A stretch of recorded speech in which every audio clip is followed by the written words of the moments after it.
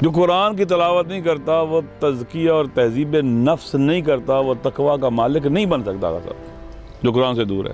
قرآن پڑھنا ہماری زندگی کا حصہ بن جانا چاہیے۔ ہماری جماعت کی شناخت کیا ہو، یہ قرآن پڑھنے والے ہیں، عبادات اور نماز کو اہمیت دینے والے ہیں۔ یا ایھا المزمل، اے چادر میں لپٹے ہوئے، قم اللیل الا قلیلا، رات کا کچھ حصہ چھوڑ کر باقی تم قیام کیا کرو، رات کو اٹھا کرو عبادت کے لیے۔ قم اللیل، ساری رات اٹھا کرو، عبادت کیا کرو، الا قلیلا، سوائے تھوڑی رات کے، تھوڑی رات آرام، زیادہ رات کا حصہ عبادت۔ نصفہ، رات کا آدھا حصہ عبادت، آدھا حصہ آرام کر لو۔ اب انقص منہ قلیلا، یا آدھے سے کچھ کم کر لو، اور زد علیہ سے کچھ زیادہ کر لو۔ اپنی روزمرہ کی روٹین کے مطابق دیکھو کس کیفیت میں ہو۔ ورتل القرآن ترتیلا، اور قرآن کا ٹھہر ٹھہر کے پڑھا کرو، اطمینان سے، آرام آرام سے تلاوت کیا کرو قرآن کی۔ انا سنلقی علیک قولا ثقیلا، ہم عنقریب آپ پر ایک بھاری کلام نازل کرنے والے۔ علماء نے بھاری کلام سے مراد بھاری ذمہ داریاں کہا ہے۔ ان ناشیۃ اللیل اشد وطئا واقوام قیلا، بے شک رات کے وقت اٹھنا ایسا ہی عمل ہے جس سے نفس اچھی طرح کو چلا جاتا ہے، اور بات بھی بہتر طریقے پر کہی جاتی ہے۔ رات کا اٹھنا بہت اہم ہے۔ اب ہم مجلس میں ہیں، مثلا ہیں، کام کرتے ہیں، تو میں بھی جب آپ سے بات کروں مجھے کم از کم نماز شب پڑھنی چاہیے اس وقت، جس وقت کون جب میں خود نماز شب پڑھوں تو، نہیں تو بہت برا ہو جائے گا۔ پھر خدا کہتا ہے کہ فَقْرَؤُوا مَا تَيَسَّرَ مِنَ الْقُرْآنِ، جتنا تمہارے لیے میسر اور ممکن ہے قرآن کی تلاوت کرو۔ اِنَّ رَبَّكَ يَعْلَمُ أَنَّكَ تَقُومُ أَدْنَىٰ مِنْ ثُلُثَيِ اللَّيْلِ، اے پیغمبر تمہارا پروردگار جانتا ہے کہ تم 2/3 رات کے قریب تم قیام کرتے ہو، اٹھتے ہو، وَنِصْفَهُ، اور آدھی رات، وَثُلُثَهُ، اور ایک رات کا تیسرا حصہ اٹھتے ہو، وَطَائِفَةٌ مِّنَ الَّذِينَ مَعَكَ، اور لوگوں کی ایک جماعت بھی ہے، گروہ ہے جو تیرے ساتھی ہوں گے، وہ بھی تیرے ساتھ ایسے ہی ہوتا ہے۔ یہ پیغمبر کے مخلص ساتھی جو عظیم الہی ذمہ داری، آخری نبوت کے فرائض کو انجام دینے میں نبی کا ساتھ دیتے ہیں، وہ بھی عبادت میں ویسے ہی ہیں، قریب ہیں۔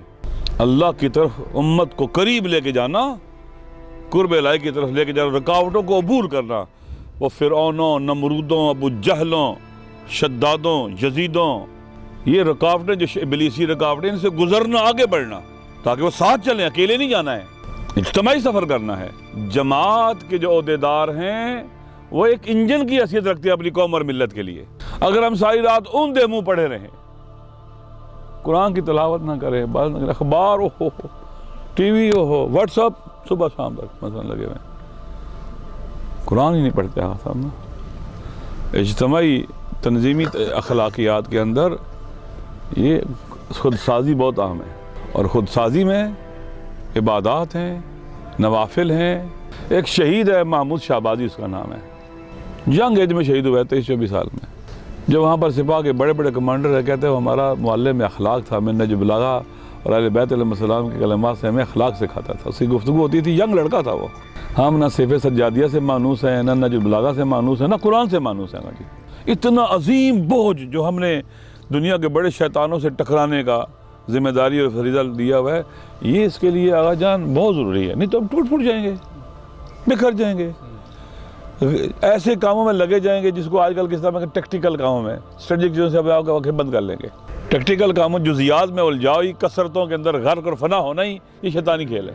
جب آپ کی توجہ اس دیوار کی طرف، اس کھڑکی کی طرف، اس اینٹ کی طرف، اس درخت کی طرف، اس کی طرف ہو جائے گی، آپ اصل سے کیا ہو جاؤ گے؟ غافل ہو جاؤ گے۔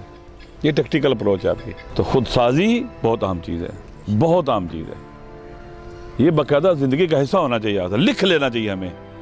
میں نے آج کا میرے عبادات کا یہ پروگرام ہے، یہ ہر روز کا ہونا چاہیے میرے پاس، آج کا میرے یہ اذکار و ذکر ہے۔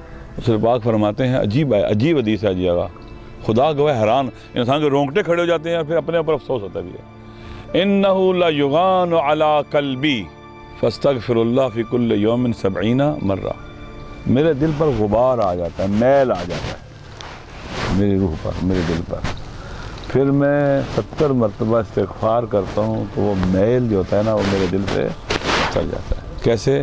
میں اس کی مثال ایسے دیا کرتا ہوں، ایک آدمی نے نا جو موٹر مکینک کے کپڑے دیکھیں کبھی پہنے ہوتے ہیں جس نے بہت کالے ہوتے ہیں نا، اس پر کوئی نیا داغ بھی لگ جائے نہیں پتہ چلتا. اور ایک کسی نے صاف کاٹن کا بہترین نیا کپڑا پہنا ہو، ذرا سی میل آئے نا اس کے اوپر نظر آ جاتا. ہماری روحیں اس مکینک کے کپڑوں کی طرح ہو گئی ہیں جس پر لگنے والا داغ ہمیں محسوس ہی نہیں ہوتا.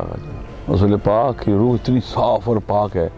کیسے لوگوں میں بیٹھتے ہیں، آپ کو مثال دیتا ہوں. آپ کو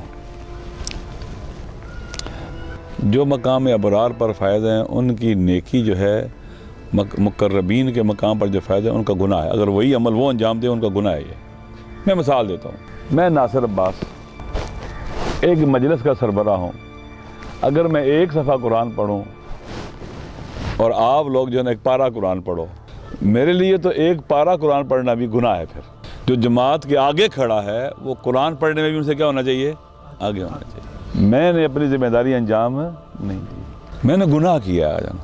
پیش نماز کی عدالت سے زیادہ عدالت چاہیے اجتماعی کام کرنے کی، آگے کھڑا ہونے کی زیادہ عدالت ہونا چاہیے. مثلا فرض کریں میں بھی 1000 روپیہ صدقہ دوں اور جو کروڑ پتی ہے وہ بھی 1000 روپیہ صدقہ دے تو اس نے گناہ کیا ہے. یہ اس نے جو اس کا مقام بنتا تھا اس کے مطابق نہیں دیا ہے.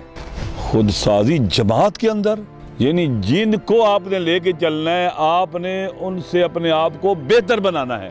یہ خود سازی ہے، بہت عام ہے. یہ بہتر بنانا ہے اپنے آپ کو ہر لحاظ سے. مسلسل عمل ہے، مسلسل عمل ہے. حضرت آغا جب برابر بنے، اب دیکھیں ان کے پیچھے کون تھا؟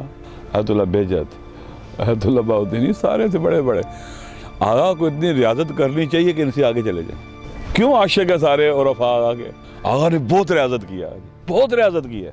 وہ علماء کا بھی پیشوا ہے تو علماء کے ساتھ گفتگو ان کی دیکھ لیں. وہ ادباء کا، شعراء کا، جوانوں کا، بچوں کا، بوڑھوں کا، ہر ایک کے بارے میں ان کی گفتگو سنیں، ان کی توجہ دیکھیں. خود سازی ایک جامع مفہوم رکھتا ہے. خود سازی اپنی باطنی تربیت بھی اور تنظیمی ذمہ داری امور کو انجام دینے کی بھی اپنے آپ کو تیاری اس کی کام کرنے کے لیے آمادہ کرنا اپنے. اُسیکم بتقوی اللہ و نظم عملکم. اگر ایک جماعت کی نظم اور انضباط کی اساس اور بنیاد تقوی اور خود سازی اور پاکیزگی اور باطنی طہارت نہ ہو، اس جماعت کی بنیاد دلدل کے اوپر ہے. ایسے دلدل کے اوپر درم سے دھس جائے گی. اس دلدل میں خواہشات اور ہوس اور خواہشات نفسانی کی دلدل میں دھس جائے گی، غرق ہو جائے گی، اس میں برباد ہو جائے گی.